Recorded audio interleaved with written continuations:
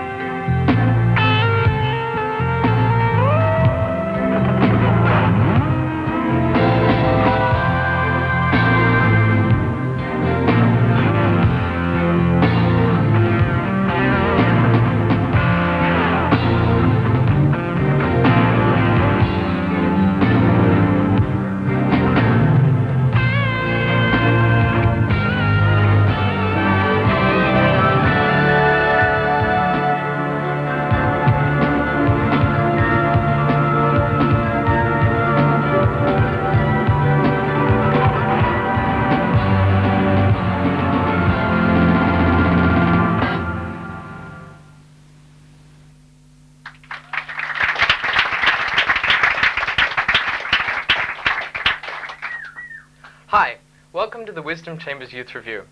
Tonight's show, we have Fumble Through Theatre with Tiffany and Phoebe. How are you, Don? I'm fine, how are you, Scott? Hi, I'm Scott.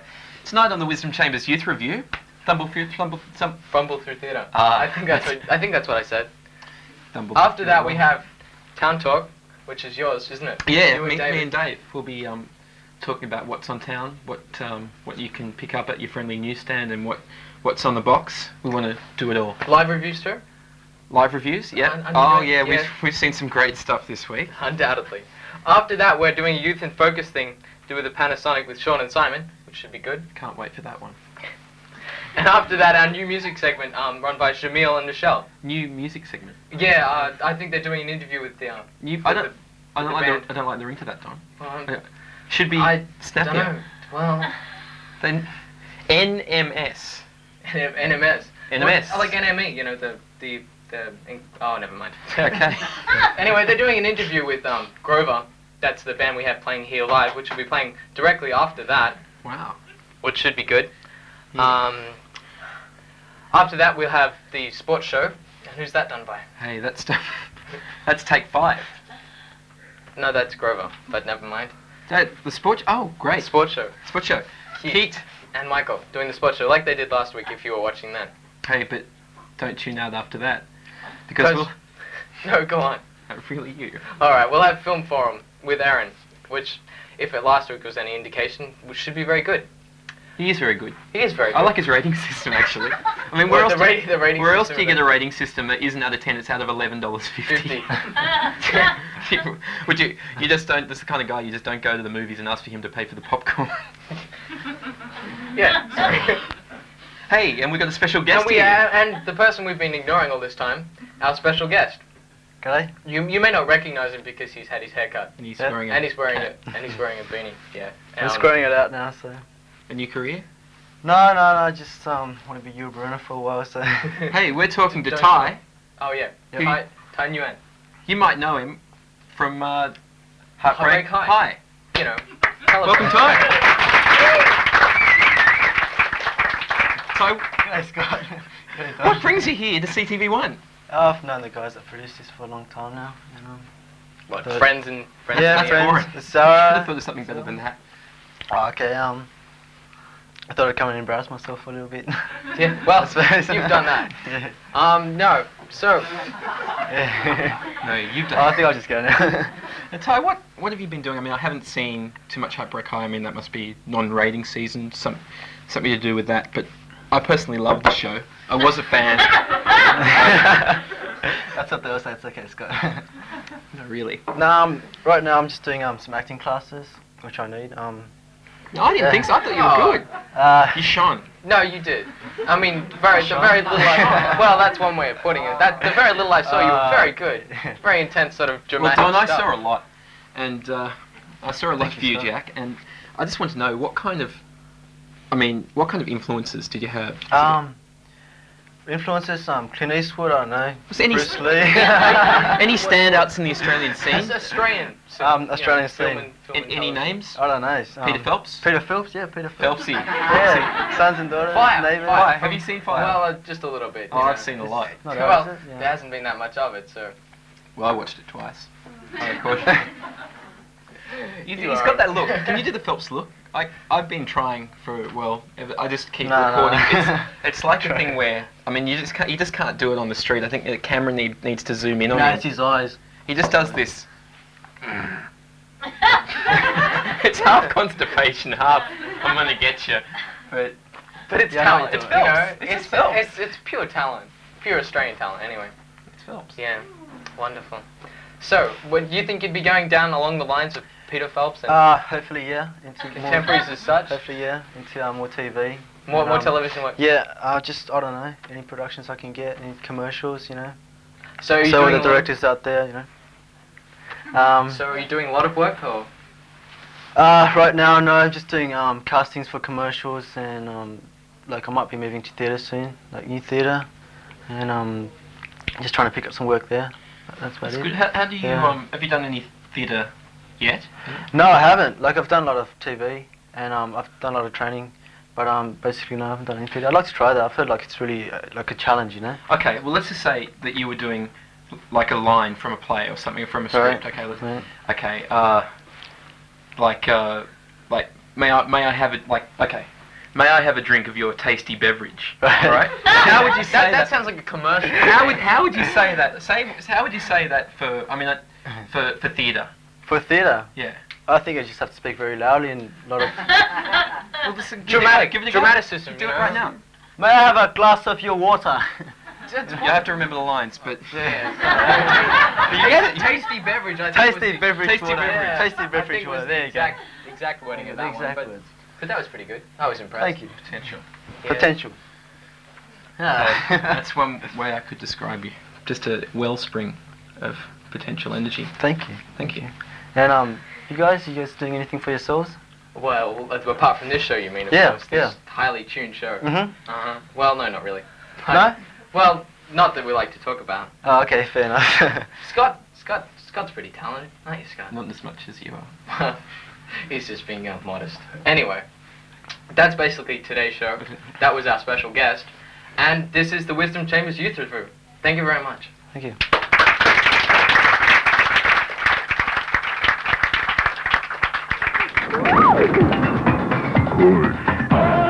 It's a wild place.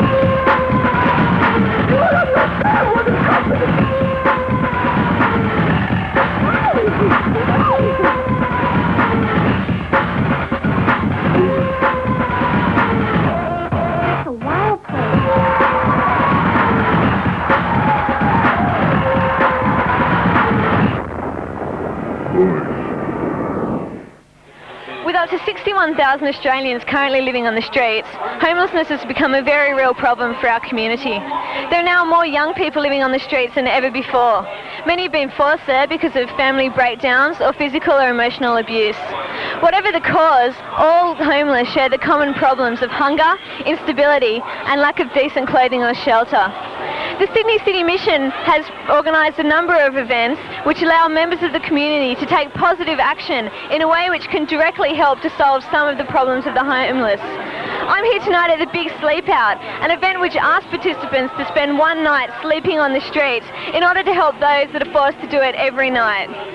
The Sleep Out aims to raise money which can provide food, clothing and shelter to some of the many homeless who approach the mission for help. I'm here right now with Ken Harrison, the National Coordinator of the Big Sleep Out. Ken, can you tell us exactly how the Big Sleep Out is a fundraising event? Yes, it's an opportunity whereby young people in particular can get sponsorship, and they bring that sponsorship money here to the Sleep Out, and that enables the mission to help more homeless people. Have you had much success with past Big Sleep Outs? Well, it's been growing tremendously over the years. It was started off 7 years ago in Martin Place, with just 36 people, and so here we have tonight, who knows, maybe 4,000 or 5,000 people. So it's certainly grown, and it's grown right across Australia now. It's a national event, and there will probably be about 25,000 people right across the nation sleeping out.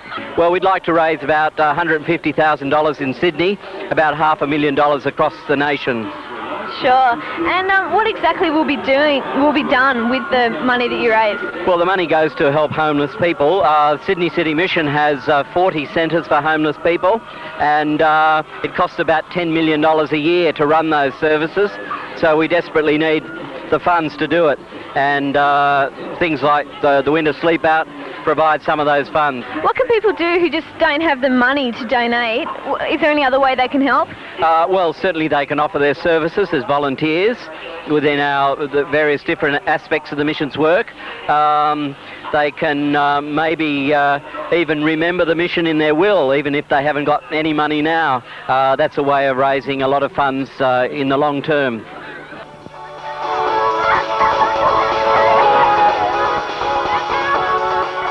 Like I said, every single person putting their own little bit in would do a lot.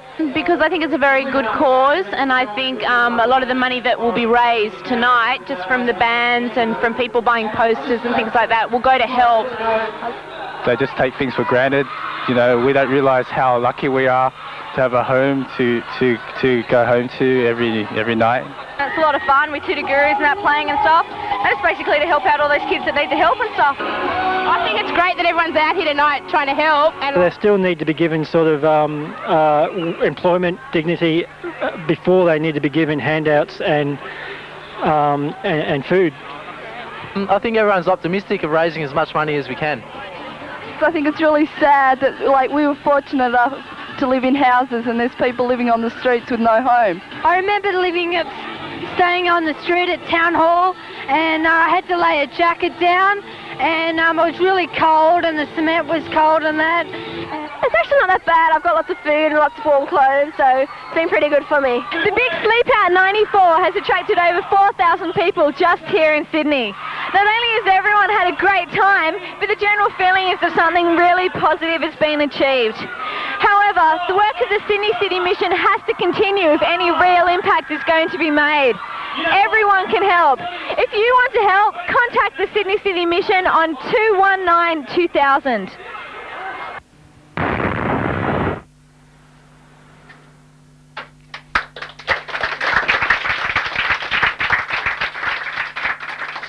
Hi there, welcome to Fumble Through Theatre, except tonight we're going to call it something different. It's going to be Mumble Through Theatre. Now, the reason for this, we got mugged last night. Myself and my friendly cohort here, Phoebe, got mugged walking down City Road from Broadway, heading towards the Bolo. So that's a bit of a warning to people if you're walking towards the Bolo at night time.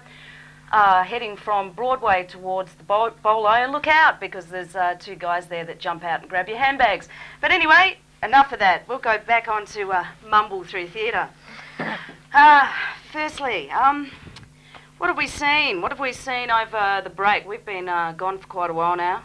We saw Persephone. We saw Persephone. Yes, we did see Persephone as part of the Festival of Sydney. One of the only things we saw for the Festival of Sydney. Everything was either booked out, too expensive, too hard to get to, too rainy, you name it, we had an excuse, but we'll do better next year. Yeah, so Persephone, what can you divulge about Persephone, Phoebe?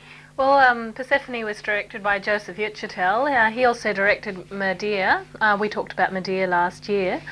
The difference between Medea and Persephone was that Medea was very black and caged, whereas Persephone was very white and girly. It was a combination of Alice in Wonderland and what else, like suicide and madness, and yeah, it was good. It was very, very interesting. Went on just a one-person show like Medea. It seems that Joseph Chenelle sticks to doing one-person shows and classical myths. Yes, it was a good show.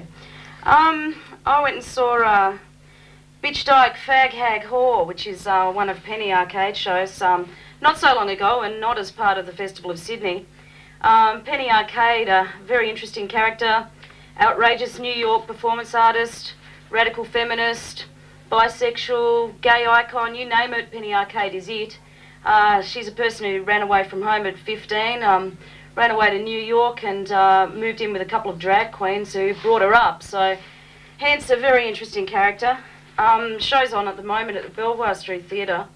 Bitch, Dyke, Fag, Hag, Whore, she goes through, she talks mainly about her life in New York City. She talks about being a receptionist in a brothel, which is a really funny skit. She gets in amongst the audience and sort of asks you questions about yourself in the darkness, which is very, very weird. There's erotic dancers all over the place. You see some really interesting moves there. The point she makes about erotic female dancers being that they're very strong because they have a power over men, which is, I suppose, a feminist statement of Penny's. That show very much about censorship.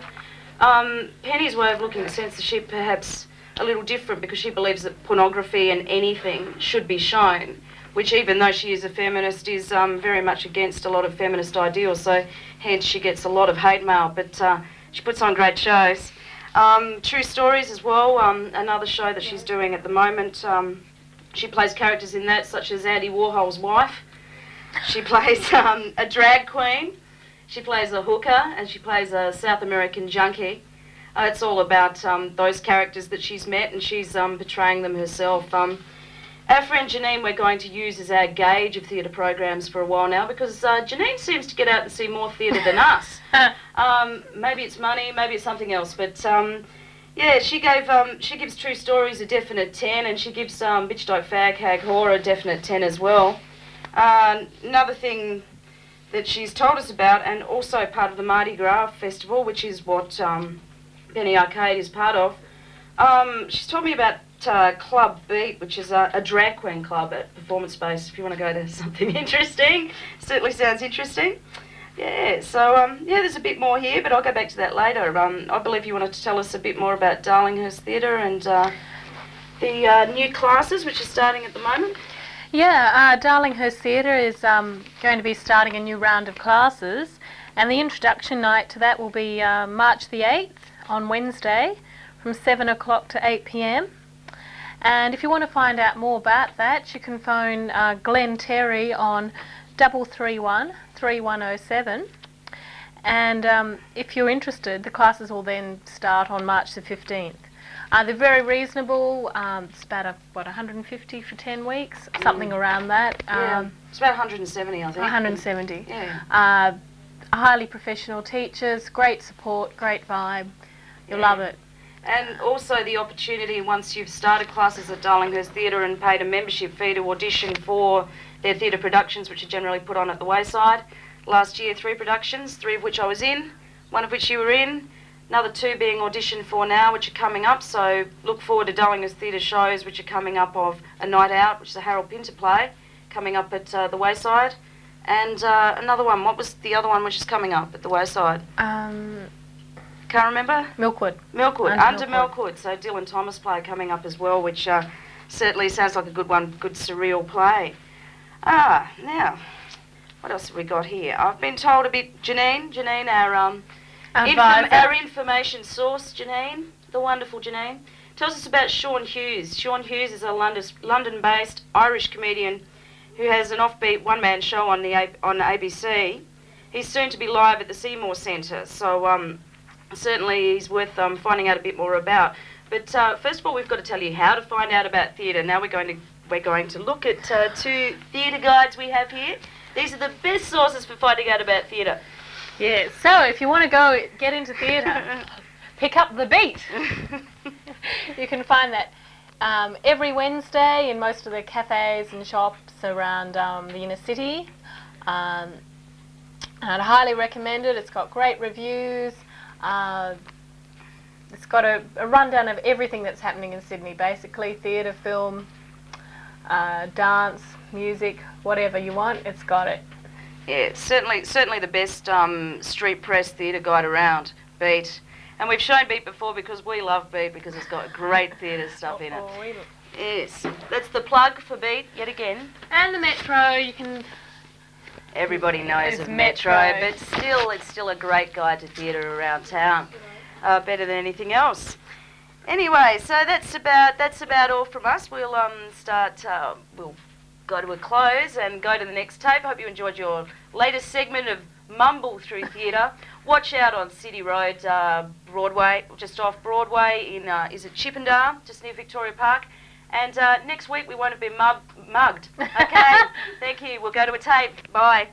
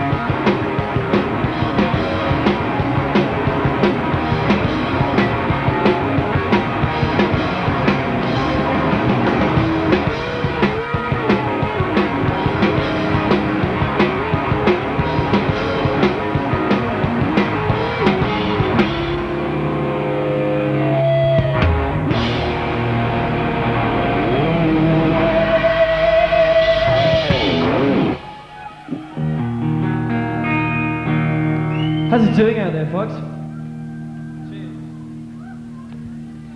Hey Link, if you're out there, this is the song, okay?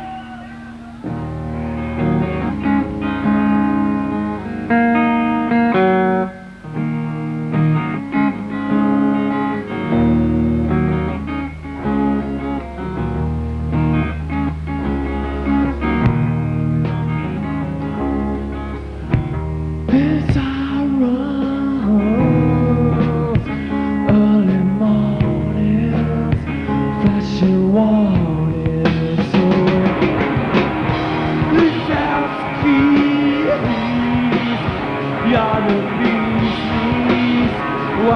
No.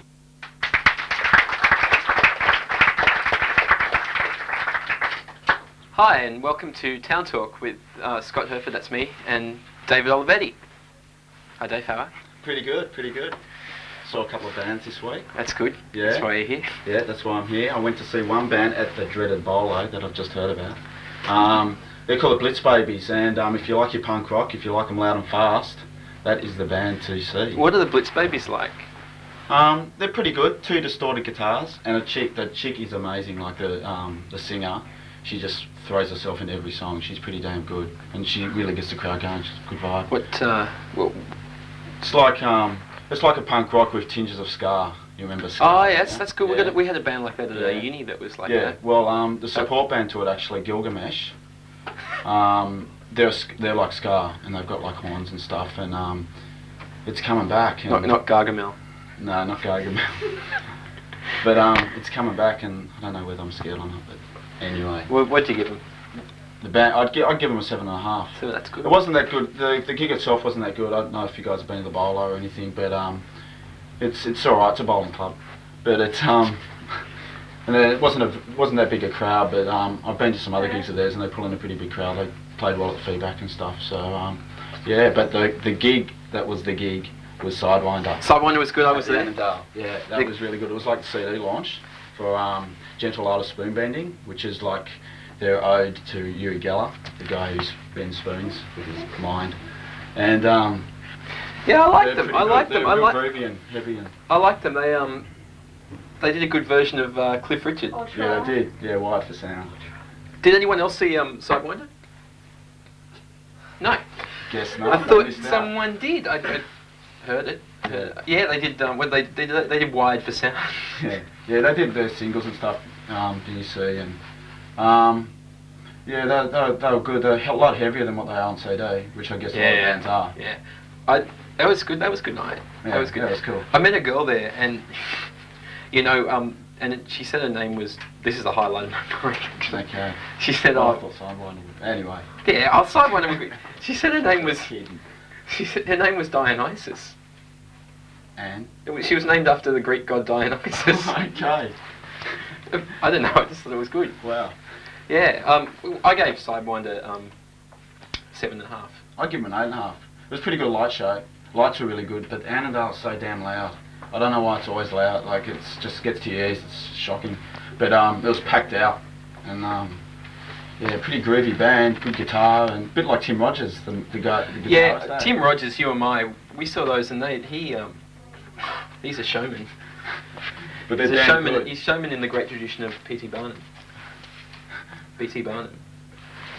Yeah, but they're damn good. Their new album's coming out on Monday, and that should be good. I'm looking forward to that. Big fan of you and mine. What do you think of that other album we both listened to, Sebadoh, Bake Sale, that new album? Yeah, pretty cool. Like Dinosaur Jr. Yeah. Which is to be expected, I suppose, because they are a couple of guys from Dinosaur. I think they're better. I think they're a lot better. Yeah, I haven't heard much of Sebadoh stuff. I've only heard a few singles and what you've got on tape, and they sound pretty good with the Archers. You know, the guy that did the video clip for the new Dinosaur Jr. song, which is, what's it called? The new one? Yeah. That one is... you know the one. Feel the Pain. Feel the Pain, yeah. He was the guy who did Cannonball. Oh, okay. And he did Sabotage. Yeah, you didn't like the video though. I liked the video. Did you? I did like the video. I asked if you liked it and you said you didn't. I liked it. If you guys have seen it, he's playing golf all along New York City, and he's just they're just hitting people. It's just hitting people, and he just like it's good family fun. Off the guy's face and just continues on, and it's like a quest. Yeah, it's really good feel about it. Yeah. What else is on? Birdman fans. Dennis Tech is on at the Annandale tonight. So band that were way ahead of their time, Radio Birdman. But not as much as I reckon the Saints were. Yeah, maybe. But we could beg to differ. We could keep town talking, but yeah. I think the big thing that really did hit Australia this week was Fire. Fire. Peter Phelps at his Phelps finest. I predict he will get a Best Supporting Actor for that. I think he deserves a Logie. I think he deserves a Logie and nothing else. Nothing less. He does that look. He's got that look. He does have that look. His work on Point Break was What was he? Yeah, Point Break. What did he actually do in Point Break? Well, he's a surfer at the end. That warned them not to go out in the waves. What did he say? It was I him. don't know what he said. It was the. He I mean, said you put something. two great actors together. I mean, you put Peter Phelps, Keanu Reeves together, and it could only be described. I mean, an actor can have charisma. You put two actors with charisma together, and you've got chemistry. So I don't know what you've got with Peter Phelps and Keanu Reeves, but there was something there. He said something like. No fucking way anyone's going out there today. Something like that. But it was how he said it. Yeah, death on a stick, that's the one. Death on a stick. No way. No one's going out there. Summed up his career. Yeah. What else is on? What else has been happening? We've got Pansy Division tomorrow night at Annandale. If you've heard of these guys, they're homocore. Well, yeah, they're homosexuals. Whether that makes a difference or not, I don't know. It's homocore. They market themselves on being homosexual. Yeah, well, that's true. Yeah, which I guess is what they want to do, I suppose. But they play like hard rock and stuff like that. But I've heard some like country stuff from them. Like they had this country song about going into a bar and picking up a guy. Yeah, well, I never. You don't know. With a big schlong. You don't know what to believe in the press because they'll say. And I'm not even paraphrasing. I'm quoting him. And we've got a really good gig, the Veries. With Drop City, $6. That's going to be good. At feedback tomorrow night. Yeah, so it should be good. With Atticus and Mr. Blonde. Yeah. As Molly would say. Mm. Do yourself a favour. And death metal fans, Cannibal Corpse. Phoenician Club. I don't like that shit. Yeah. I won't stand for it. Yeah, no, I respect it. I respect it as a music form, but I'm not a big fan of it, but I think they're pretty cool, yeah, for what they do. What else on television has struck you this week? On TV? What's been the good? Return of Beverly Hills 90210 has got to be It's good. And what no one else cares about anything else, do they? What could This the is Return it. of This Beverly is life. Hills, a big show like that? Life now begins. I remember when The Specialist came out, and they had on the cover of Woman's Weekly or New Idea or something, they had Sylvester Stallone and Sharon Stone. It was like Sylvester Stallone was saying, "Sharon Stone has ruined my sex life," and you open up and read that she's just the most incredible thing that's ever happened to her. So you have to see the film. But not. So they do something like that. Well, they've done the same thing for 90210, and it's real life love 90210, and if anyone remembers that show, what was it, Saved by the Bell? Yeah, that's the one. I used to rush home from school to watch it. And Tiffany Amber, who used to be on the show, well, she's replacing Brenda, so they don't really have a bitch anymore. So it's a bit of a letdown. But she says that she's fallen in love with Brian Greene, and she says that I love him because he's the sweetest man I know. So she's been living in LA for a long time. Yeah, well, I guess that's why you'd love someone like that, wouldn't you? Yeah. If he's a sweet guy. He's a sweet guy. Sweet guy. Yeah. Did anyone catch today's episode of Press Gang? Press Gang. That's climbing up the ratings. That was. I love that show. At university I had like a Press Gang club. I won't talk about that anymore. Yeah, cool. So I call them, they were bad offenders. That's an offence. Press Gang? No, they're the 90210 people. Yeah, oh well, I guess people care about that type of stuff, don't they? But it's a bad habit to get into, that kind of promotion. Yeah. I'm sick of it. Yeah, Danny Minogue did it with her video for This Is It, which was it. It's it, with Julie McMahon, the marriage that they... Is that over? I wouldn't have a clue. I haven't heard much about them, but on the subject of bad habits, we're going to go to a tape on bad habits.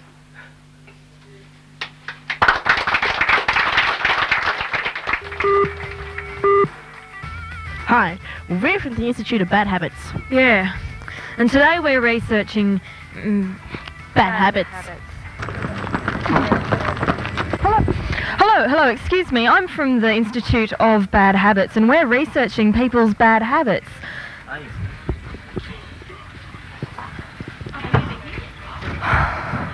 Well, as you can see, certain habits are quite uncontrollable at times. Ben's worst habit is that he eats garlic a lot, and I don't like it when I give him big tongues, but, you know, I can live with it. Yes, and how do you see that you can actually break this terrible garlic habit? Perhaps by not eating garlic. Having bad habits. No. No. No. As you can see, we don't have any bad habits. Do you have any bad habits? I'm a kleptomaniac. Who's a kleptomaniac? Excuse me, sir. Do you have any bad habits? No. No, we don't have any. I don't think this gentleman has any bad habits. Could there possibly be one man, one woman, one individual on this whole university campus who has no bad habits? Have we found that man? Excuse me, sir. Do you have bad habits? Well, none that spring to mind. There you have it, folks. New hope for bad habits everywhere.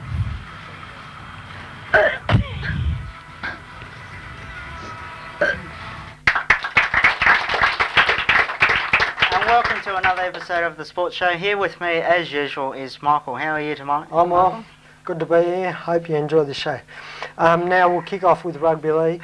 Okay. Last week in the Challenge Cup on Saturday night down at Redfern Oval, the first match was Balmain and Cronulla. Cronulla played a very good game and Balmain didn't play very good. The backs didn't run a lot and all the tries were scored by bombs. Cronulla won the match 18-10. I'm a Balmain fan, as some of you know. And the second... Sydney Tigers, mate. It's Sydney Tigers. Sydney Tigers. And then the second match was the Western Reds versus South Sydney. South Sydney were leading for most of the game and the Western Reds won the game 19-10, I think the final scoreline was. Yep. I wasn't very surprised by the final scoreline because the Western Reds have got a very good team. Like a lot of... oh, come on. They were leading, the Souths were leading all the way until the last quarter. Yeah, but the Western Reds have got a lot of players that have played in the Winfield Cup before. And let's hope Souths do better next year or go better in the Winfield Cup because that's the team we follow down here. Tomorrow night, Sydney City and South Sydney play at Redfern Oval as well. Kick-off is at 7:30. Yep. So make your way over there if you're a keen football supporter. So let's hope the Rabbits do well. And just on the local scene with football, before you go on, Michael, is that the club football around this area is starting soon. So if you're interested in playing football for a local side, there is a few local sides around, like the Waterloo Waratahs, Alexander Rovers, and the All Blacks. The All Blacks, Zetland as well. So if you give your local clubs a call, they'll probably be trialling out in the next couple of weeks. So keep your eye out, and if you're pretty keen, or you can play for any grade really. And so keep your ear out and see if you can get in there if you're keen. Okay. Going on to cricket now. There's been a lot of talk about Pakistan trying to bribe some Australian players like Alan Border, Steve Waugh. Alan Border got a bribe for $1 million to throw the last game of the third test when Australia scored 120 runs and they had to get England out. They had to get Pakistan out for less than 120 runs. And Alan Border said no, and Steve Waugh and Tim May got offered $70,000 each. And Shane Warne. It's gone to the Cricket Tribunal, and let's hope that they... it's gone up to the International Cricket Council as well. Yeah, and let's hope they all sort it out, and it'll give a bad image to the game of cricket. Yep, and with that, Australia's heading off to New Zealand, and after that they'll be flying out to the West, or facing out the West Indies in the Caribbean. They did lose the last Test series 2-1 in the Caribbean. In the Caribbean. It was a very close Test series, and Australia could have won the Test series, but they didn't. Let's hope they go well this year anyway. Yeah. Going on to rugby union now.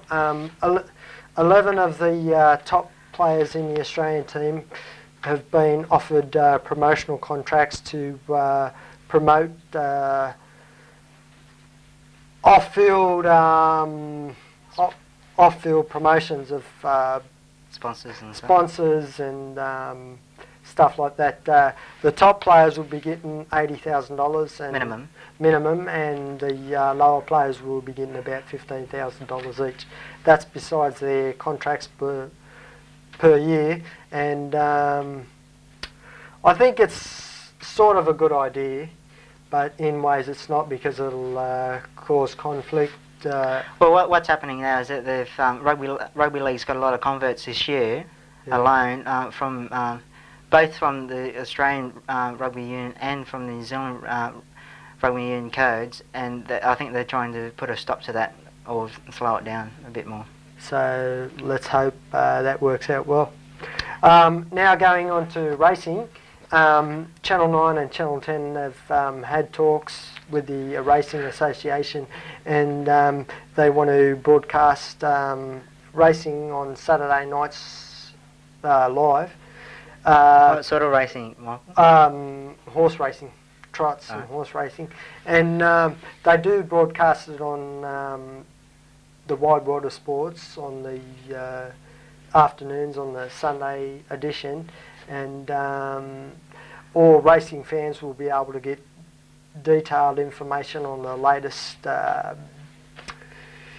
wages of and how well the horses is run, who's the jockey, what colours, the form guide, and everything else. Are you a keen punter, are you, Michael? Oh no, I'm not. Oh, right. I just this is the sports show. Well, certainly is. We'll see how that develops. Yeah. Have you got anything to say? No, I've got nothing to say. Just, I didn't want to hog the line. No, you keep on going, Michael. Well, going on to basketball now. The Australian Boomers and the American Dream Team are supposed to be playing. The American Boomers are supposed to be coming over for their tour to Australia on the 11th of March, and they'll be playing one match down at the Sydney Entertainment Centre, and a couple of the Australian team members like Shane Hill and Tony Ronaldson are quite unhappy that some of the naturalised American players might be getting ahead of them in the team, and they sort of don't want that. They don't mind, but they want Australian players to try and play for their own country, like they don't want imports to play against America. Well, Australia's been doing it all the time. Look at the weightlifters. Yeah. So you can't do it for one sport and not do it for another one. So, you know, it's pretty silly. Yeah, I know. They're not very happy about it, but I think if they're naturalised, and it's been going on in other sports, so let it happen, I think. That's a fair deal. Okay. You got any more to say, Michael? One more, actually. Okay. The national championships in bowling have just started down at in the country, down at the St John's Bowling Park. And is this lawn bowls? Lawn bowls. Right, okay. And not to get confused with 10-pin bowling. No. That's good that he's pointing it out here. Okay. That's good commentating. It's been the biggest prize money offered of $400,000. It's just got sponsorship from the St John's Bowling Club, which is quite unique, I think. Two Australian players, John Lilioza and Tony, I forget his last, Tony Curtis or whatever, is playing for New South Wales. They're going to be playing in doubles, singles, triples and fours, and let's hope the New South Wales team go well. Alright, we might send you out there, Michael. Okay. Do you want to go out there, Michael? Do a live report? I don't know. Alright, on that note, we'll thank you very much for tonight's show, Michael, and we'll see you next week.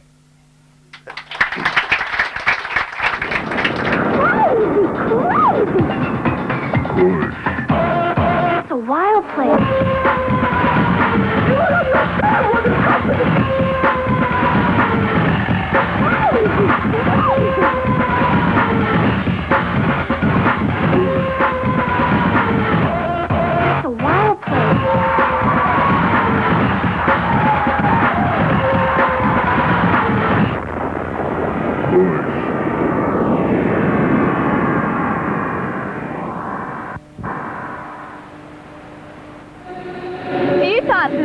Festival is a 2-week program being run by the Youth Action Policy Association, which allows young people to showcase their skills and abilities across all fields of the arts.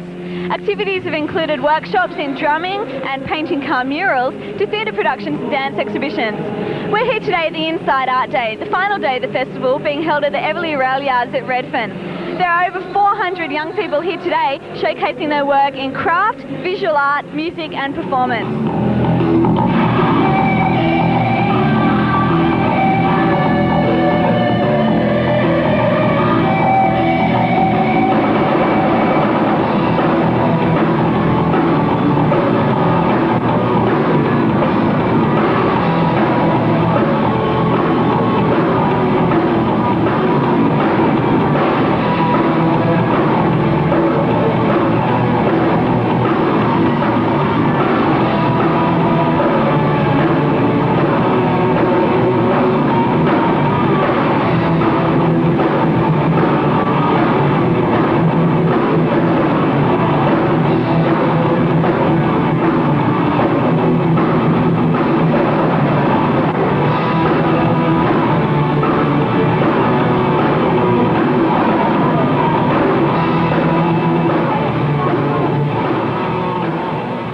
Jodie, you got involved in the festival through the Kickstart program. What's that all about? Kickstart is placing work experience, young people in arts-based work experience, workplaces, to get an experience which they otherwise wouldn't be able to get from unless they were doing it through school or uni. Yeah. So what area were you involved in? I was doing freelance photographer with mainly band photography with David Anderson, and it was really good. It was fantastic. Did that involve much actual hands-on experience?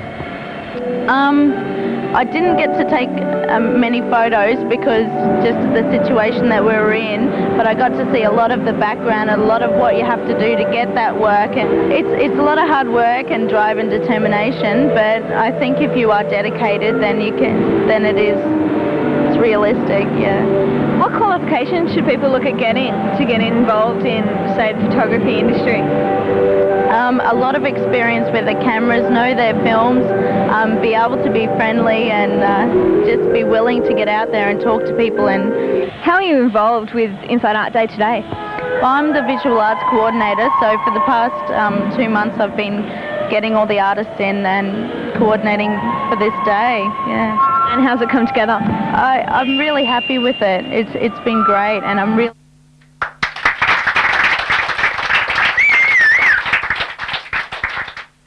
Michelle. And I'm Chenelle. And welcome to the music segment without a name as yet. Earlier you heard rock job, but this might be a rock job for us, but the music is not. I thought rock job might be a bit 80s for us. So yeah. I have to think of a 90s. Put our heads together and come up with one in a week's time. Right. Right now we're going to do the album review, just the releases that are out this week. First up is, if you remember, a band from the 1980s called Cinderella, a heavy metal band. Yes, that band with a little touch, lippy. They're your favourite band, yeah, they're one of my favourite bands. You can pick me, can't you? And it's called Still Climbing. So it looks like the guys are trying to still climb there and produce a really good record. And the next one is Rochford. It's a band that Triple M have flogged over the last couple of months or so. Triple M tends to do that though. They do, yeah. When they get a hold of something, they just don't let it go. Yeah. Permanent Shade of Blue is the name of it, and apparently they're also going to be touring very soon. And another one, don't butt in there. And another one is Van Halen, which wasn't released this week, but was released last week, I think. And apparently, from all reports, it's one of their best. And it's called Balance, and no, Shamil, that does not indicate the size of their bank account. Thank you, Michelle. What are you trying to say? What are you doing after the show? I think I'll just have a cup of Milo and just settle down in bed, yeah. It's really exciting, Michelle. But yeah. If any of the viewers or anyone in the audience wants to go out after the show, Underground radio's on at its old location of Rooftop tonight, and it's $8 to get in, and they're launching the Chills Heavenly Pop Hits, You and My Hi-Fi Way, and Belly Now They'll Sleep, amongst others. And if you don't want to go to Underground Radio, Roller Coaster is $6 to get in tonight, and it's Which is pretty reasonable. It's pretty good, isn't it? Yeah, $6. Oh, how would I know? I just have Milo at night. It's launching the soundtrack to the new film Shopping. Right. And finally, if you don't want to go to any of those, the ex-Cardoma Cafe has just reopened as Underground Cafe, and they've got some good indie and rock bands, I hear. Wow, that sounds really good. I might just have to give up on the Milo. No, nah. Okay, now we're up to the top 5 albums. Yep, alternative albums. Yeah, alternative. Okay, and number 5. Palm 69, Just Another Fix by Ministry. Number 4, Vitology, Pearl Jam. Number 3, No Need to Argue, The Cranberries. Number 2, Pulp Fiction, the soundtrack. And number 1, dun, dun, dun, dun, dun, dun, dun, is Smash, Offspring. Great, Michelle. The top 5 alternative singles for the week were at number 5, A Girl Like You by Edwyn Collins. At number 4, Self-Esteem by Offspring. At number 3, Kathy's Clown, UMO. Number 2, Life Was Better, Magic Dirt, and at number 1, Pure Massacre by Silverchair. Yeah, the 14-year-olds, 15-year-olds. Yeah, okay, right. And so we've got we've got these 2 guys sitting next to us. Got a band in live tonight. Yeah, a band called Grover. Yeah. Alfred and Sam. So, tell us about the band name Grover. Well, we named the band Grover after Shannon and a good friend of Shannon's, Liz from Spertifurtigo. Well, Liz and Shannon were going to form a band, and they were going to call it Grover, and so you stole it? Well, Shannon ended up joining our band, and Liz gracefully said, yes, you can use the name. Yeah. And that was well over 12 months ago now, and we've been playing together ever since. So it's not after the Sesame Street character? That's what I thought it was Just a as cool well. name. Yeah, it is a cool name. Yeah. I just like the name. Yeah, I like the puppet too, But yeah. We won't go into that. You're a big Sesame Street fan, Michelle, but... But yeah, our Grover doll does make quite a few appearances on stage. Oh, cool. Great.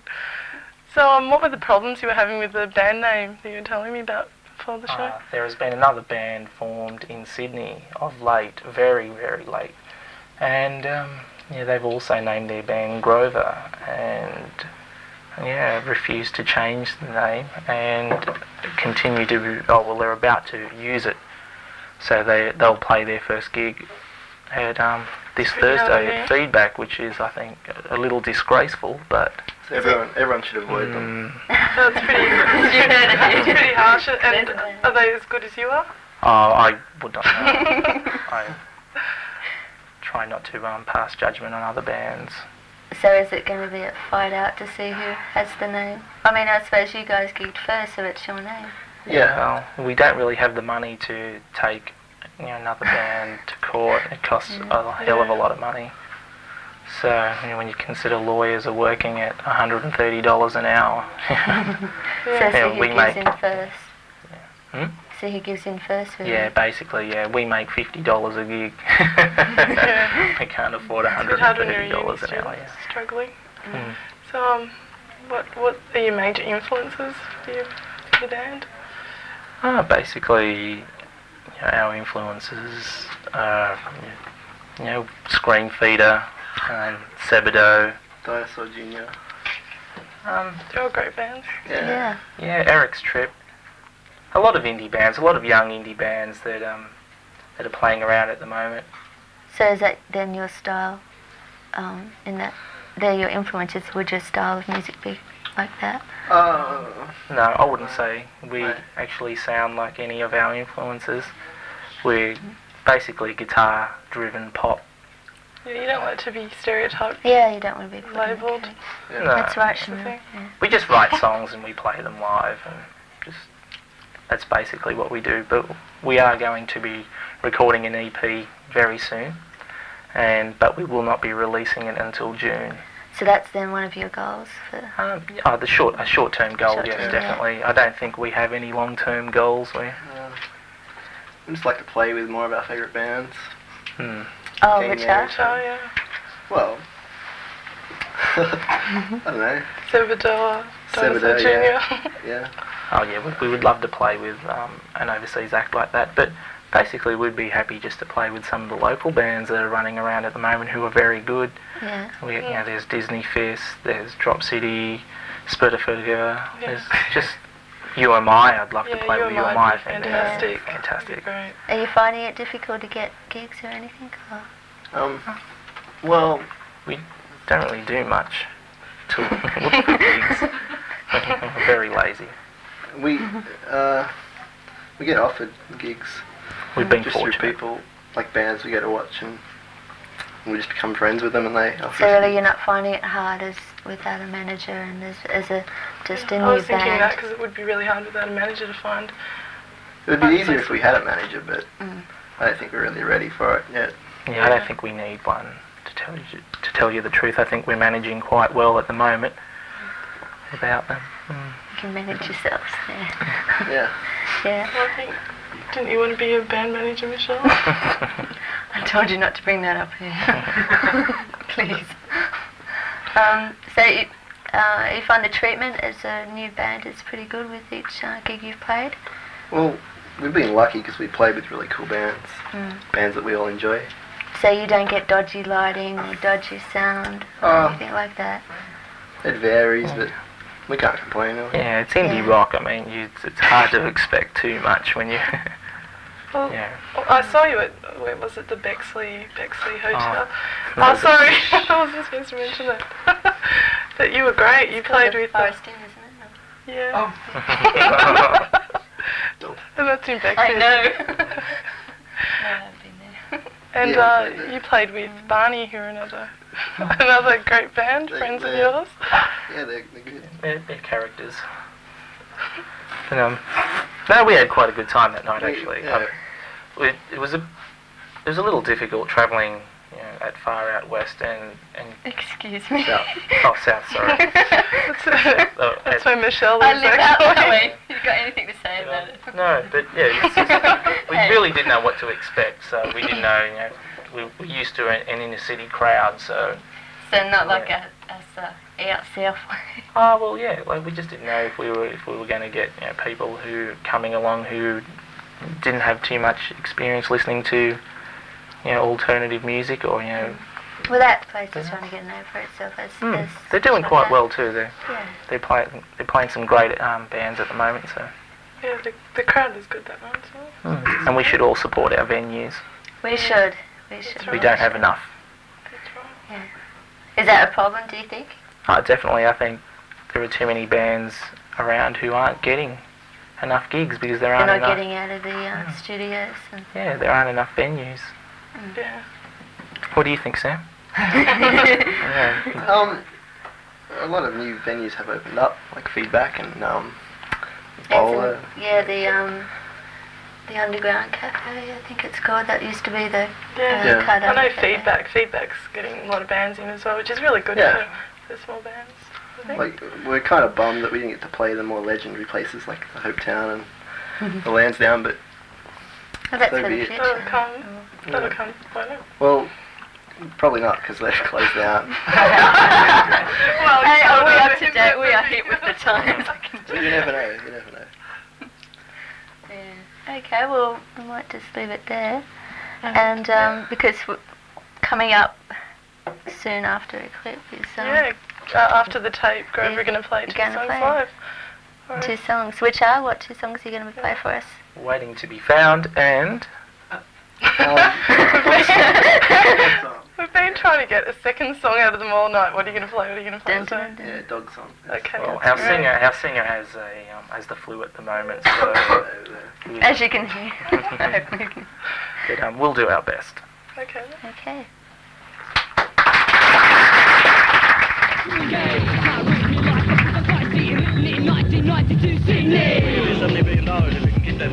Your weapon. Strike me down with all of your hatred. Sydney has no train movement in the respect that trains that have graffiti on it do not run. Like, you don't even see tags running anymore. And respect to those riders who still do panels today, but as far as around the rest of Australia, Melbourne is like constantly always something's been done there, and I think that comes from just dedicated riders and riders who are more involved in doing graffiti other than doing break and enters and taking trips and going to techno parties.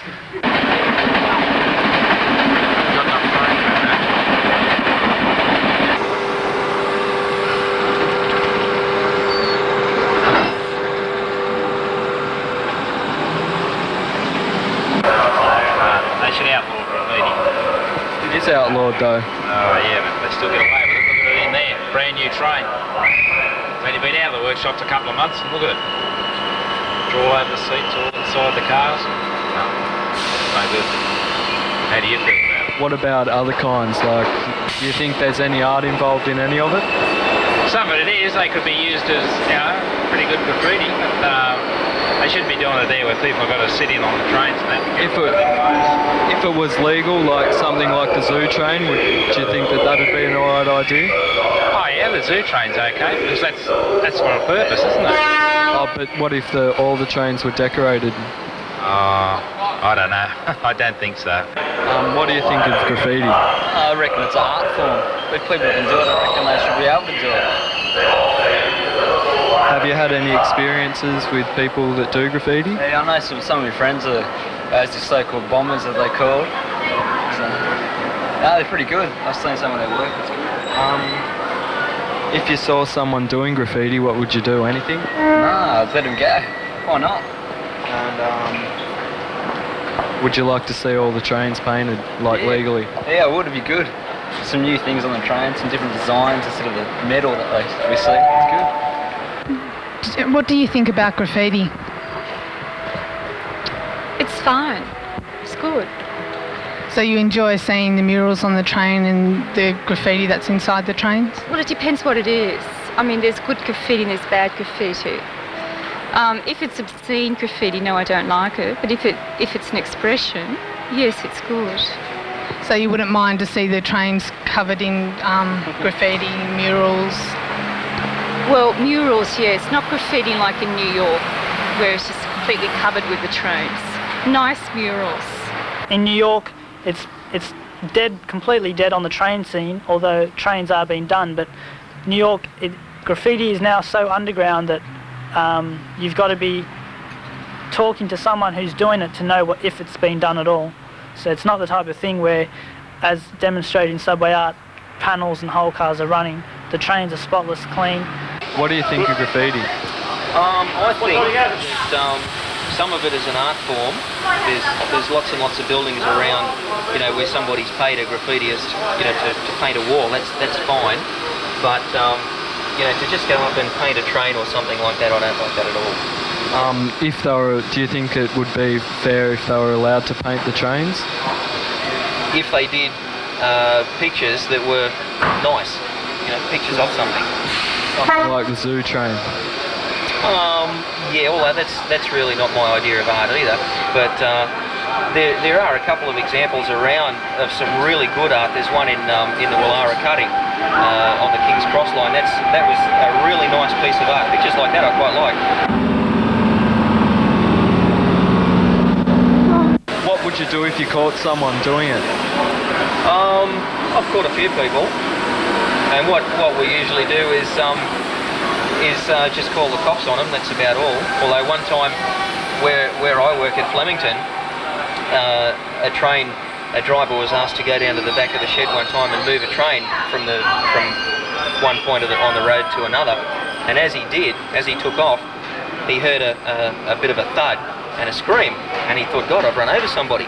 So he stopped the train and went to the back of the train, and he was a puddle of blood in the middle of the track on concrete, and a half-empty spray can, and the back of the train was half painted. So what's happened was somebody was standing on the back of the train, spray painting away, and the train's just gone out from under him. But he got away.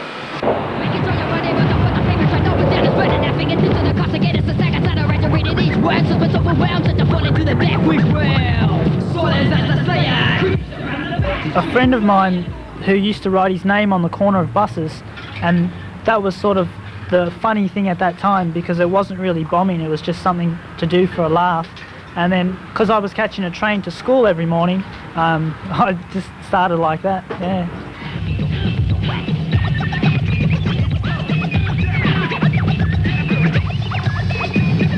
Starts with a paragraph, ends with the full stop, another last chapter, shatter and corrupt what you're reading, cock a mind, see, go release, that's a paper track, wax back, now it's just become a way of life. Like, when you do something for that long, you can't really just give it up instantly, you know.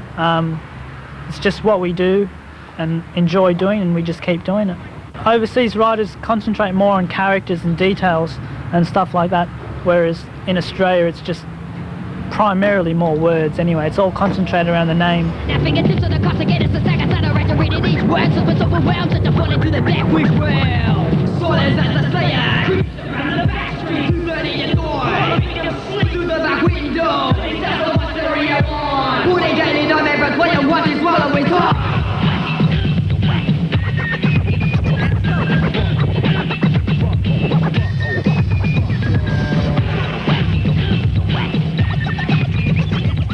IBS is a crew that started in '84, and I wasn't one of the first members to be put in it, but I was put in the original crew.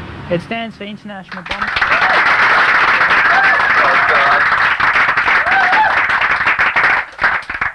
Thanks for having us on your TV today.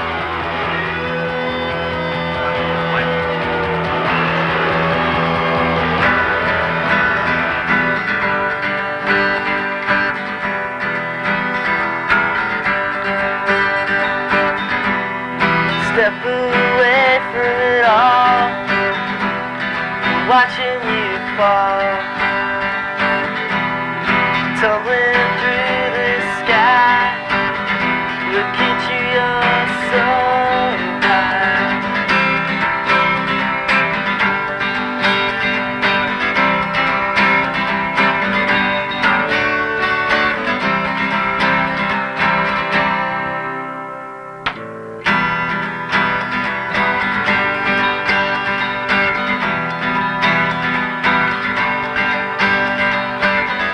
Knocked over my coat today, felt so stupid inside. Disappeared for an hour, all I wanted to do was hide. I had to get away. Haven't you ever felt that way? You know what it's worth to disappear off the face of the earth.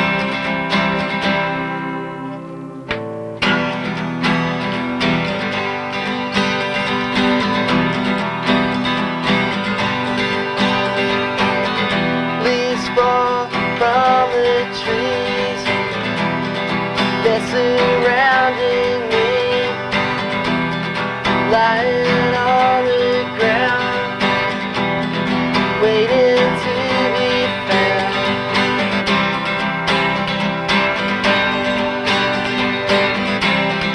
Haven't you ever felt that way? And I wish they'd leave me alone. And I wish they'd leave me alone. And I wish they'd leave me alone. And I wish they'd leave me alone.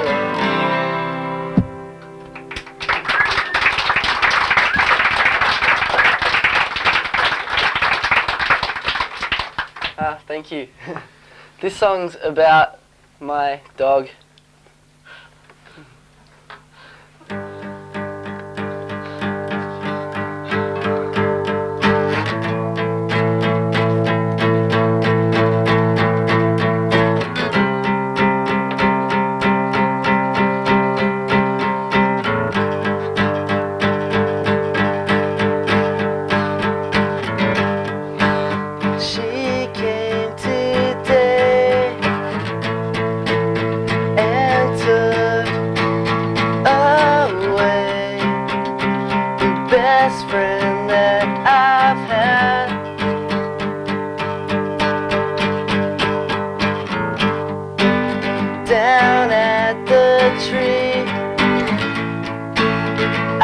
sat and stared at the place we used to be.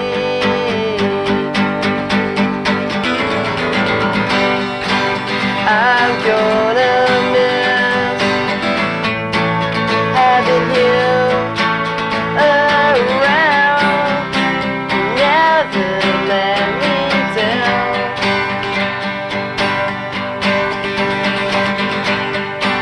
I'm gonna miss having you around.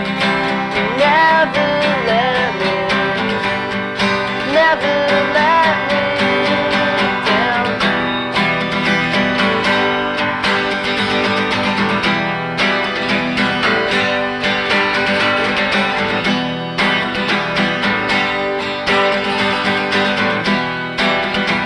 down.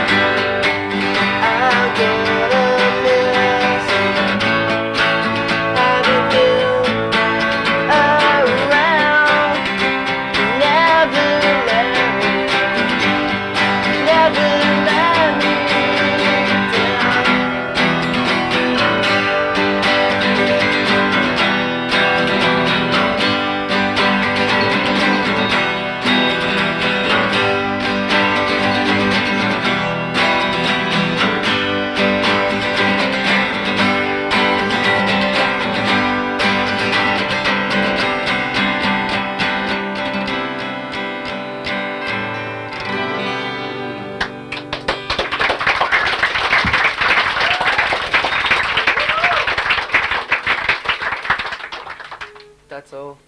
Thanks. Thanks, we were grown up.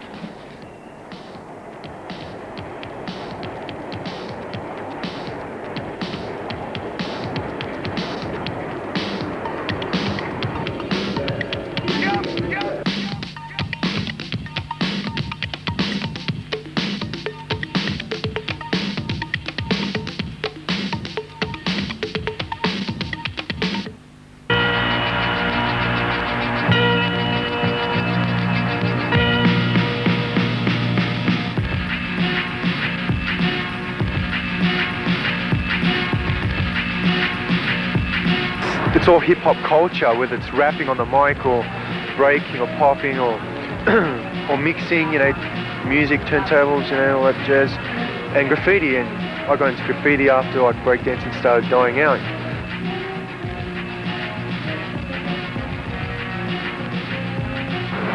They pull us over, you know, you're under arrest, we're not only making it worse for yourself, we'll bust you for all these trains.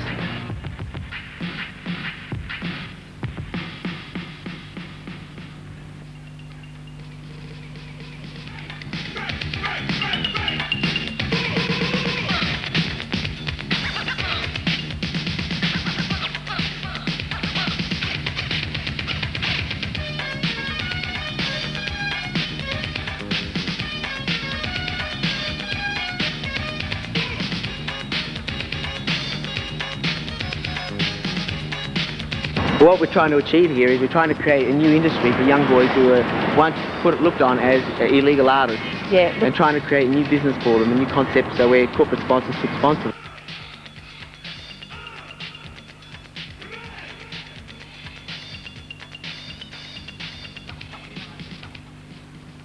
Graffiti itself is not art, as the bloke says on, you know, Star Wars or whatever. Like, graffiti needs to scratch onto a surface, but we're not doing graffiti, we're painting murals. Of course it's art, you know. You know, painting is art, as far as I'm concerned. Scribbling your name somewhere, that's graffiti, but painting, oh well, that's art, it's real art. It is. Do you know what, I agree. Tell us about the different styles of graffiti. Sure can. You got your bubble letter, that's like public style readable letters, basically coloured in one colour. You can do them as many colours as you want. Then you got your semi-wall style or public style, which is more squarer and readable. You can read that. And you got your wall style, which is all complicated stuff, you know, your own design or whatever it is. That's unreadable if you get it, no chance reading it, but it's good, it's art, it's abstract. Carlos here, alias Legend. When I'm out there doing my artwork and I'm getting paid for it, something I enjoy, just like any other artist, like whether it's to do with film or canvas work or whatever. And I wouldn't call it graffiti, I'll call it aerosol art, because I'll be doing canvases with, you know, using aerosol, but also mixed medias, you know, all sorts of stuff, like so incorporating like other... house paint, whatever. Whatever, yeah, just anything... Gouache, acrylic, whatever comes to mind. Yeah, it's great, yeah.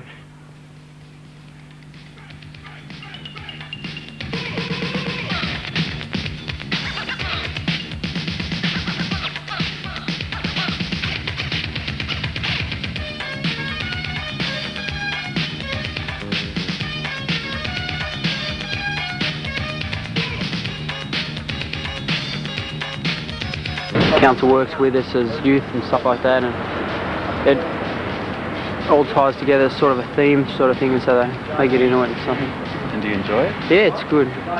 It's because when you're working with the council, you get to put your art somewhere that you wouldn't have that chance if, you know, you were just to go out and do it somewhere. So.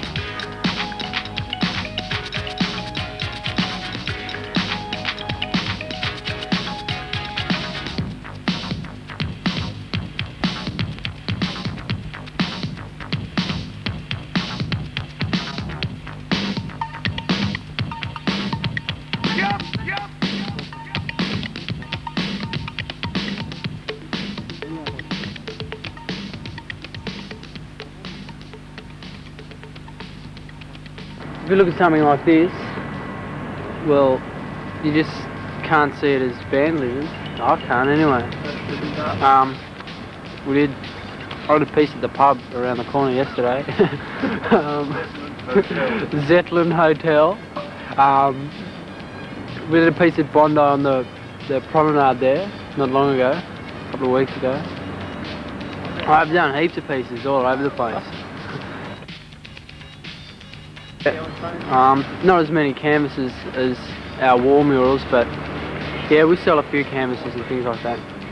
Starting to get the recognition and people accepting our art more, so and getting us more jobs, so we're starting to move up and get something started.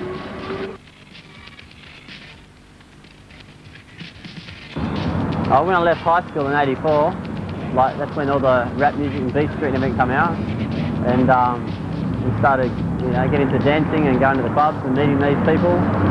Then we got into that art and just progressed from then on.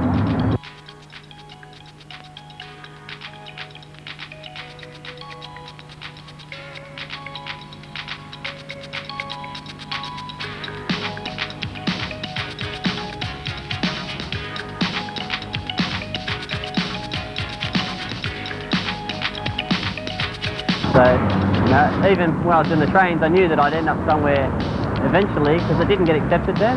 Now it's accepted. Like, because it wasn't accepted, we're doing it legally. That was in about 87. Now, the last 18 months, it's getting a lot more accepted. There's exhibitions and people appreciate it more. And then that's why we do it legally.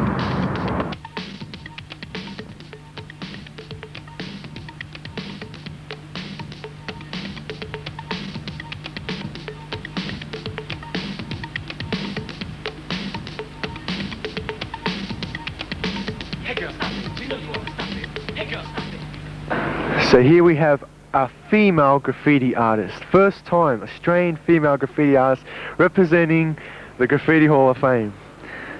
Hello, my name's Carlos. What is yours? Nicole. How long have you been doing graffiti for? Not long. About 2 years. Just hanging around, you know. Are there any other girls involved with graffiti art or aerosol art? Yeah. There's a few. Can you name us a few, or?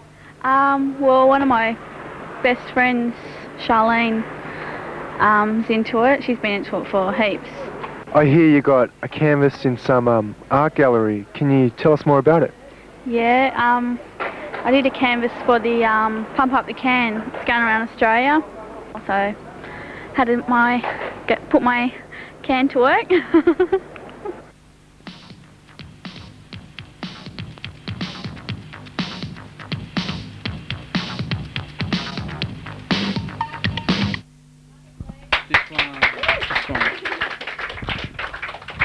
Hello and welcome to a very special edition of Film Forum. Because for probably the first time in CTV1 history we have an audience, we've decided to actually do the show from the audience, which is just so groundbreaking and incredible. I'm just beside myself. So seeing as it's an audience show, I thought we'd do something that people could participate in, and I'm going to talk about the Academy Award nominations, something everyone should be interested in, which came out on Tuesday. I'm going to run through them and ask my special guests here to comment on who they think is going to win and why and so forth and so on. I'll start. I'll let you know the best directors.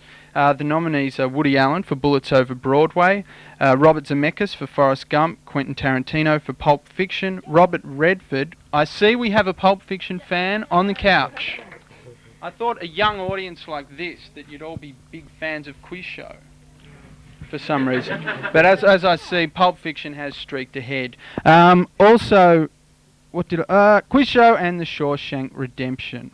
No, what was I talking about? Directors, that's right. Robert Redford for Quiz Show and Krzysztof Kieslowski for Red. Who'd like to comment first on who they think will win that award? I'd like to see Quentin Tarantino get the award because he managed to get John Travolta to dance again, and to me that was a golden moment in television history. That was excellent. Yeah, that was cool. Yeah.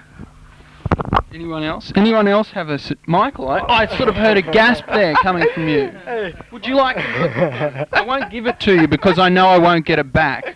I'll hold on to it. I think Robert Zemeckis will win for Forrest Gump because it's a great movie. Now look, I think Forrest Gump is great as well. I'm a bit worried about the critical backlash towards it. I think it's a great show. Michael, continue. It's a great movie. The direction was good, the film was good, but I didn't like the ending because it was a bit like Americanized, like at the end. Like the whole film? The whole film, it gets 11 on my scale. I mean, otherwise it would have got 11.50, and I think it'll win the Academy Awards. It's got 13 nominations, and there's only a couple of films that have ever got that in history, All About Eve and... You started it. I will. That's got 14 nominations, and yeah, that got about 13 nominations as well. And I think that was a great movie. I think she doesn't know what she's on about. I'm sorry to say, but come on, Michael, keep it clean, mate. Keep it clean. But I think that'll win. Forrest Gump. Are you finished? Yeah. Okay.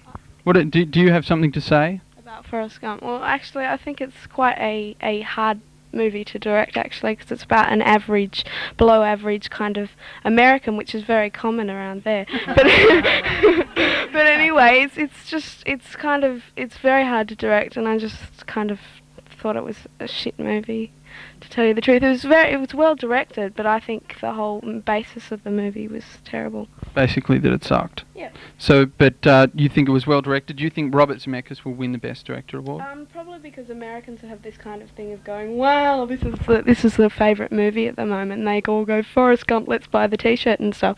So it's kind of got quite a bit of emphasis around it, and because the American people all think, oh, this is popular, so we'll all go for it. So I think it'll win on popularity, if anything else.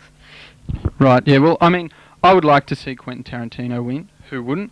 But I think actually it might be between Woody Allen, who I think is making something of a comeback here, and Robert Zemeckis. So it's either between one of those two, if you ask me. That's if you do. The supporting actress category is a rather strange one. What? Down. About here. Yeah, that's good. The supporting actress category, Rosemary Harris, Rosemary Who, from Tom and Viv, Helen Mirren from The Madness of King George, Uma Thurman from Pulp Fiction, Jennifer Tilly for Bullets Over Broadway, and Diane Wiest from Bullets Over Broadway. Let's go to this side of the couch. I'd like to see Uma Thurman get it personally. I think she was wonderful, honestly. I really. That needle thing. Oh, that was a great I loved her thing. performance. That was my favourite thing. Honestly, she's got me. She's got me. Yeah, if you saw Even Cargos Get the Blues, did you see that? Yeah. Yes, I did. It was terrible. You didn't. Great book. The book. Thought it sucked. Well, it was. It was very difficult. I mean, yeah, it was a difficult task. But did you like her performance in it? I love Uma. I'd love Uma if she was reading a phone book. I think she's wonderful. So I'd be happy to see her win Best Supporting Actress, but I think the favourite is actually Diane Wiest for Bullets Over Broadway, I think. Do you have any comments? I haven't seen it, so I don't know.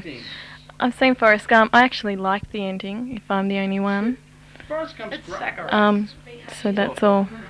Fantastic. I love Forrest Gump. What's the problem with Forrest Gump? It's happy and fuzzy. What's the... In the kind of, it's American. It's happy and fuzzy. It's kind of... What's wrong with that? But it's kind of... I like the soundtrack, but and it has good points about it, but it's just so warm and fuzzy, it makes me want to throw up. It's kind of... Okay, alright, fair enough. I'll move along to the supporting actor category, which includes Samuel L. Jackson for Pulp Fiction, a great actor. Also Martin Landau for Ed Wood, Chaz Palminteri for Bullets Over Broadway, Paul Schofield for Quiz Show, and Gary Sinise. Lieutenant Dan from Forrest Gump. Lewis, would you like to comment on this category? It's a very exciting category, and I think you have the ability to comment on it. I think you're wrong. No comment. Prove me right. No, I'm afraid I can't do that. Thank you very much, Lewis. Forrest went down like a bag of shit, tied in the middle. All right, this side of the couch I like. It's very light. Well, I don't know. See, now that's tough because I really like Lieutenant Dan, and that shrimping thing. I think especially how he cut his legs off for the role is another. Yeah, straight. That's he really got into that role, and I think a lot. But I don't know. I'm sorry, Pulp Fiction, every time. I think Bruce Willis should have got supporting actor. I really enjoyed Bruce Willis's performance. I thought he was really cool. I think Bruce Willis kind of paid for his bad roles. He has, hasn't he? He's done some shockers, hasn't he? Yeah. But that was a great performance. I'd like to see more of those performances from him. That was good.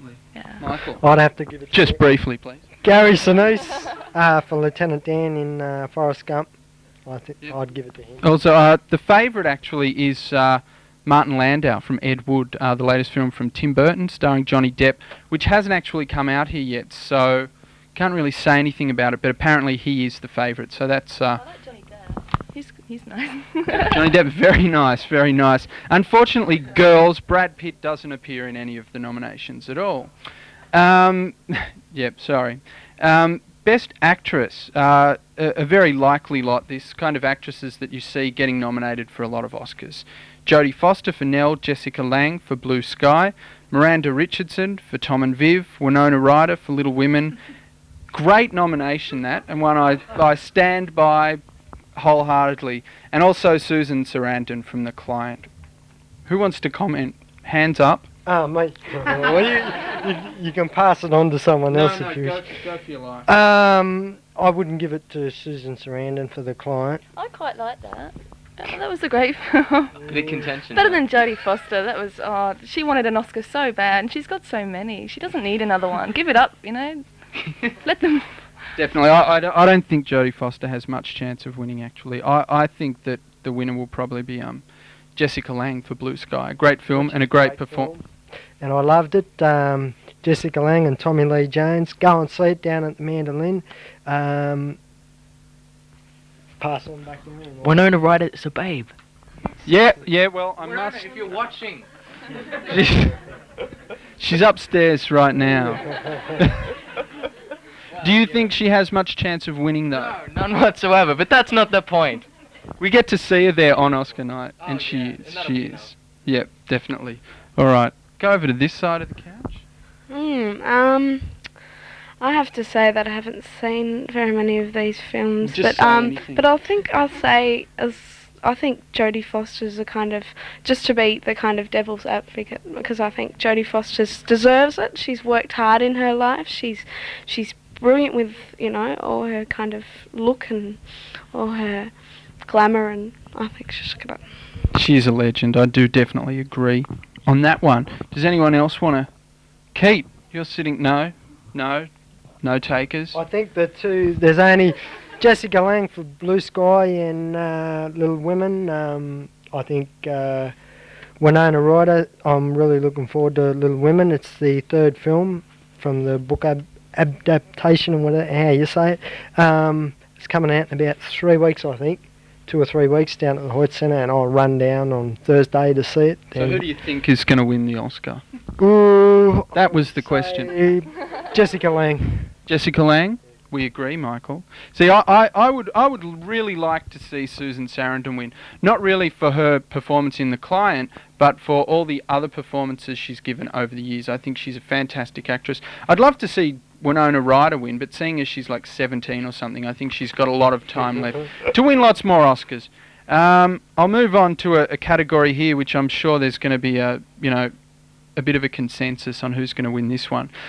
Morgan Freeman for The Shawshank Redemption, Tom Hanks for Forrest Gump, Nigel Hawthorne for The Madness of King George, Paul Newman for Nobody's Fool, and John Travolta for Pulp Fiction. So, guys, who do you think's going to win?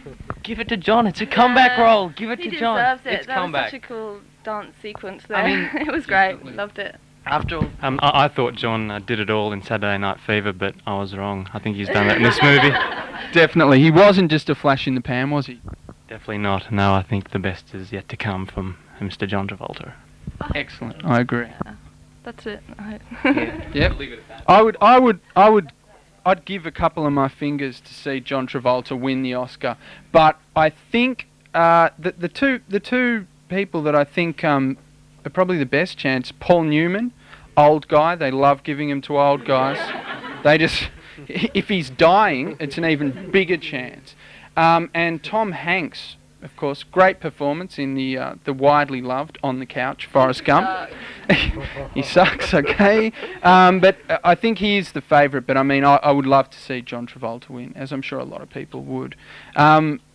Moving on, finally to the Best Picture nominations, which are Forrest Gump, 4 Weddings and a Funeral, Pulp Fiction, Quiz Show, and The Shawshank Redemption. I must say, a film which hasn't got a lot of publicity, started on Thursday, is an absolute masterpiece. And I think all 5 films nominated are excellent entertainments, but I must say I would be absolutely ecstatic if Pulp Fiction won. Yes. What are your thoughts? Well, I think that it'd be nice to have 4 Weddings and a Funeral to win, because it's kind of all the mainstream movies. This has kind of got a bit of a special thing about it. The Quiz Show I thought was brilliantly done. It was kind of the JFK kind of whizzy back, but that was brilliantly done. But I don't think that will win. I don't think it's very well done, but I don't think it deserves to win. I think it'll be. I think it's just hands over Forrest Gump. I don't agree with it, but it will be. Definitely, I agree. Down here? No comment. This stage. No. Playing it safe. I still think Brad Pitt should win it. I think if they had a category for hottest babe, Brad Pitt would pretty much be hands down. Surprised me, guys. I like Four Weddings and a Funeral. I thought it was a great pitch. But Wet, Wet, Wet. How could you like Wet, Wet, Wet? I didn't say I like them. I said I like Four Weddings. Listen. Love is all around. Yeah, right. It's great. It's great. I'm sorry. All right, Michael. The final word from Michael. I saw the Shawshank Redemption the other day. Shawshank Redemption, Morgan Freeman and Tim Robbins. I love the film. Great film. Run down and see. Kill to see it. But I really want Pulp Fiction to win. And not Forrest Gump? I thought you were a big Gump man. I am. Because you got Gump people and you got Pulp people. I love Forrest Gump. I want it to win, but I really want John Travolta to Because he danced again. get a nomination. But Forrest Gump, Oh, that was brilliant. I'll give Forrest Gump the edge. So what's going to win, Mike? Forrest Gump. Forrest Gump? Put my life on it. If it doesn't get the nomination, you can kill me. It's gonna win the nomination. Careful, Michael. You shouldn't make statements like that. But it will win. You just said that on air in front of witnesses, man. Very dangerous. That's how sure I am. Very dangerous. All right, I think that's that's all the awards. All the major awards. I mean, if you really wanted to, we could sit here and debate what was going to win the animated short film and other things like documentary short subject. But as probably no one's seen them, there wouldn't really be much point in that, would there? So that's all for this week. I'd like to thank everyone that joined in. Great to be on the show. It was an honour, and looking forward to the Academy Awards telecast on, I think, Channel 9. I was going to actually say that, Mike. Sorry, on the 27th of March. Did you hear that? Because I was actually going to end with a flourish by saying, and the actual awards will be announced on the 27th of March. And to be screened on the CTV1 network. So make sure you're watching it, and you'll see how some of our decisions went. Thanks for watching, and good night.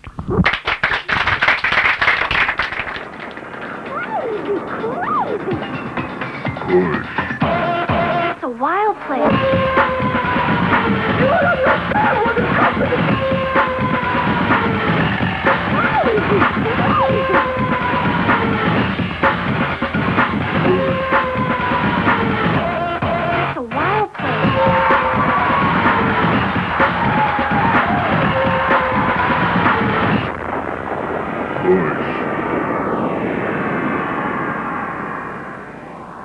Legal Walls is a community arts project that's been sponsored by Liverpool City Council, and it works on two levels. One is to develop skills in absolute beginners and also experienced riders, and it's also about giving really experienced riders a chance to be employed to share their skill. But very importantly, it's also going to be used as a lobbying tool to secure Legal Walls in southwest Sydney.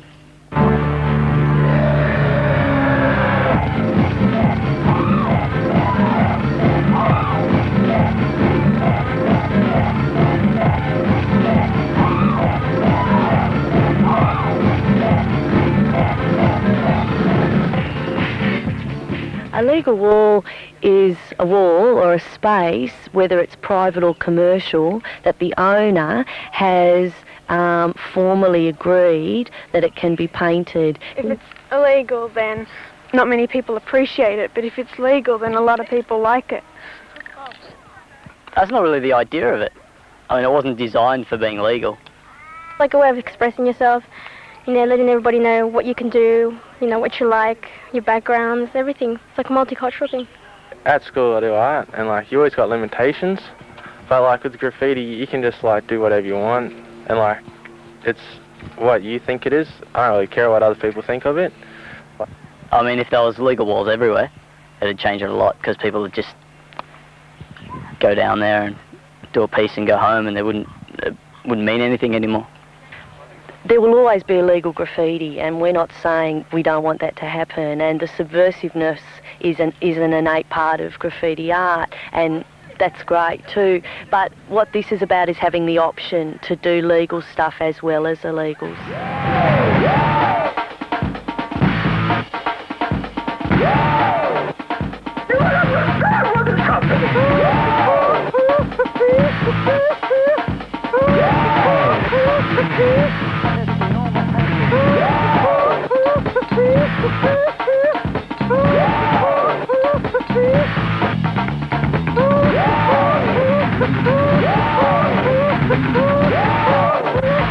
The styles kind of like feed off each other, but there's still heaps of self-expression because you're putting up whatever you want. So, I mean, that's kind of identified as being you. So that's yourself, and there's no one else involved with that one tag.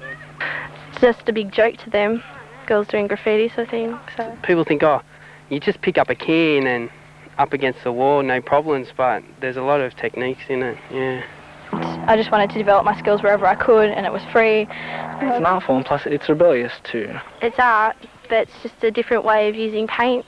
The skill, just if you've just watched the 10 weeks that we've been picking up the skill, it's a really, even just technically, let alone conceptually, a huge art form, yeah. And what do you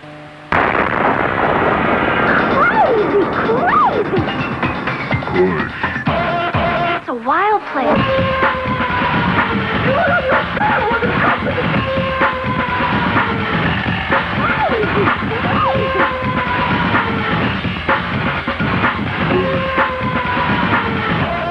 It's a wild place.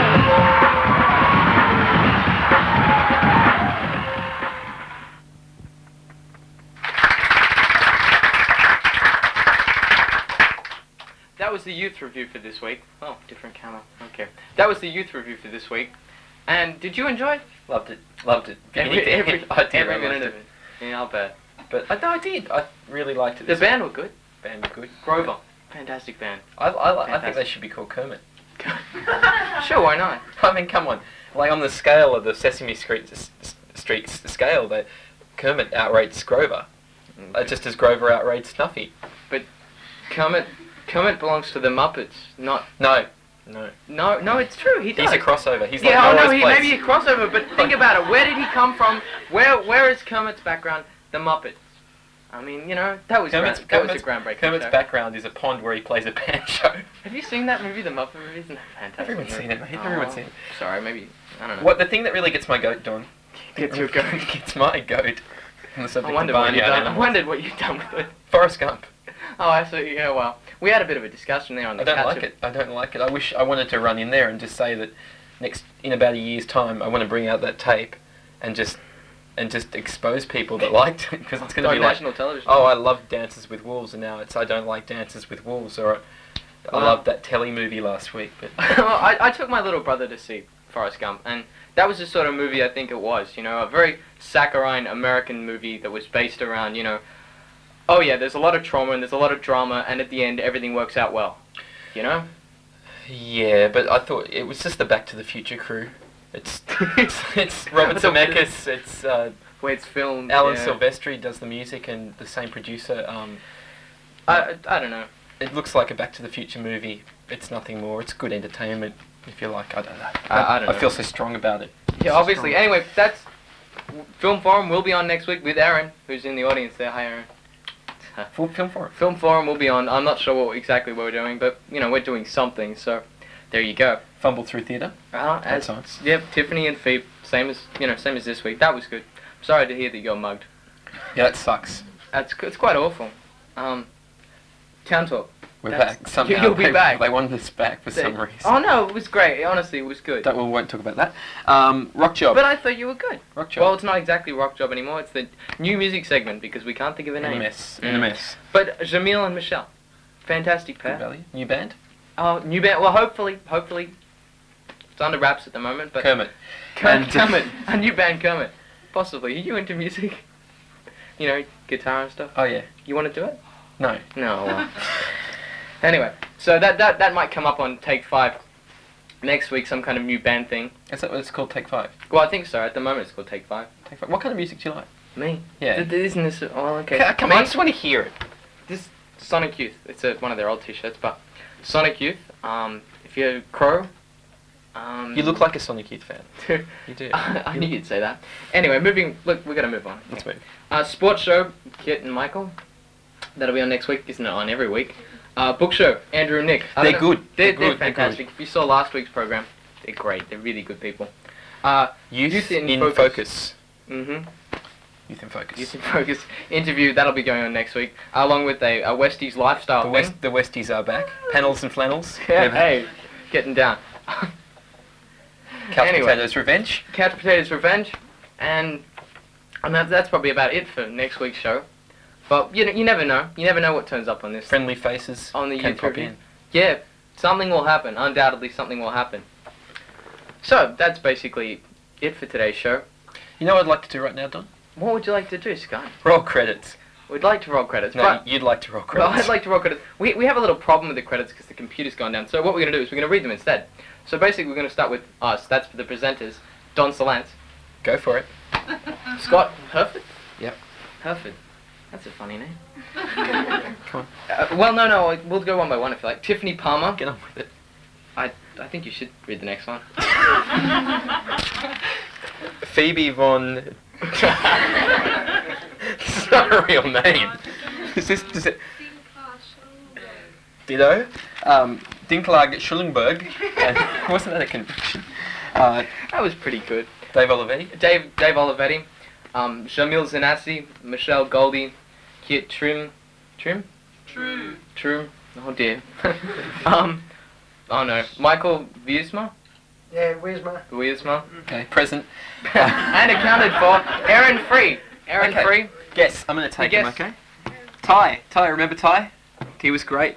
Shannon Grover, Sam Grover, Alf Grover. Grover. Alf. Cameras. On cameras we have Alex Hyla, sorry Al. Catrina Livingstone and Martin Reddy. Thank you all.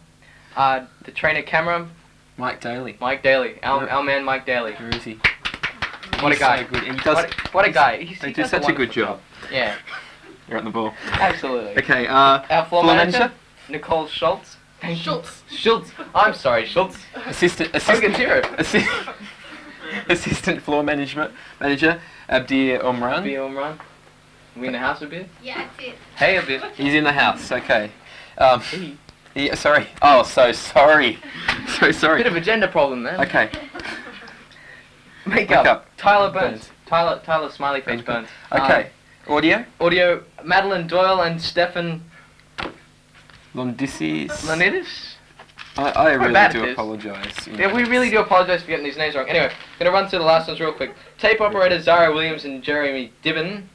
Vision mixer Elizabeth Carlin. Assistant vision mixer Catherine Hills. Producer director Zara Williams. Assistant producer Isabel Williams. Copyright CTV 1995 USO. Thank you very much. Woo.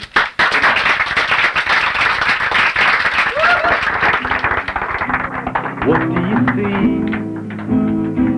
People being happy. Smell the air. Make love to a tree.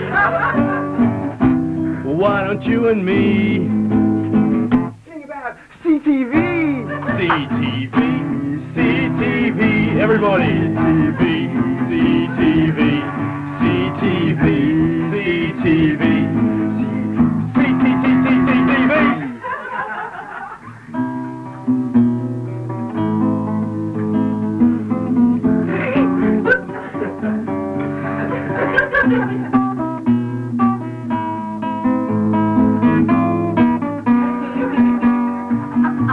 You'll laugh, you'll cry, you'll learn a lot.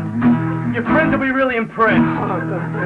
With a dedicated crew who know their work, you can be sure this service is the best. It's the best, the best. It's just the best, man. Meaningless lyrics, a touch of corn. I don't know. He don't know. C is for cool, T is for trendy, B is for cool and trendy. C is for cool, T is for trendy, be very cool and trendy. Make it cool and trendy, man, wow! The famous and the not so famous have all been guests on our show. up-to-date information, so you can be sure you'll be in the know. Once again, the time has come to mention the name of our station. CTV. It makes me very happy, man, so happy. It makes me so happy. Happy, joyous, happy, joyous, happy, joyous, happy, joyous.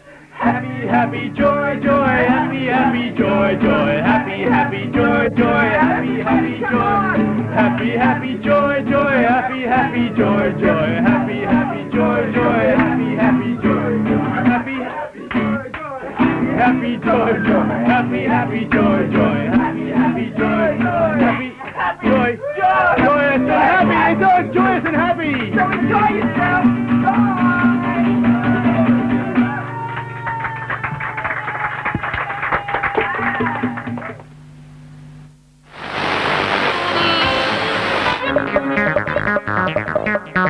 Bye.